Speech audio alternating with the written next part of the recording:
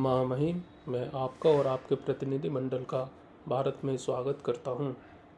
भारत और चीन के विशेष प्रतिनिधियों के बीच 24वें दौर की वार्ता के लिए आपकी यात्रा की शुरुआत में। यह अक्टूबर 2024 में कजान में हमारे नेताओं की मुलाकात के बाद से किसी चीनी मंत्री की पहली यात्रा भी है।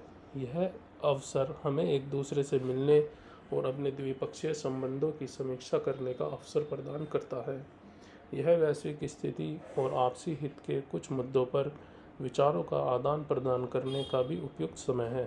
महामहिम, हमारे संबंधों में एक कठिन दौर देखने के बाद हमारे दोनों देश अब आगे बढ़ना चाहते हैं। इसके लिए दोनों पक्षों की ओर से एक स्पष्ट और रचनात्मक दृष्टिकोण की आवश्यकता है। इस प्रयास में हमें इन तीनों बातों का मार्गदर्शन करना होगा: आपसी सम्मान, आपसी संवेदनशीलता और आपसी हित। मतभेदों को विवाद या प्रतिस्पर्धा में नहीं बदलना चाहिए। आज हमारी बातचीत में आर्थिक और व्यापारिक मुद्दे, तीर्थ यात्राएं, लोगों के बीच संपर्क, नदी डेटा साझाकरण, सीमा व्यापार, संपर्क और द्विपक्षीय आदान प्रदान शामिल होंगे। मैं कुछ विशेष चिंताओं पर आगे बढ़ना चाहूँगा जो मैंने जुलाई में चीन यात्रा के दौरान आपके सामने रखी थी। महामहिम, कल हमारे विशेष प्रतिनिधि राष्ट्रीय सुरक्षा सलाहकार अजीत डोभाल के साथ सीमा मुद्दों पर भी चर्चा करेंगे। यह बहुत महत्वपूर्ण है क्योंकि हमारे संबंधों में किसी भी सकारात्मक गति का आधार सीमावर्ती क्षेत्रों में संयुक्त रूप से शांति और सौहार्द बनाए रखने की क्षमता है। यह भी आवश्यकता है कि तनाव कम करने की प्रक्रिया आगे बढ़े।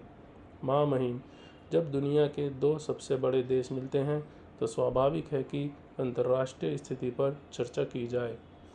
हम एक निष्पक्ष, संतुलित और बहुध्रुवीय विश्व व्यवस्था चाहते हैं जिसमें बहुध्रुवीय भी शामिल हो।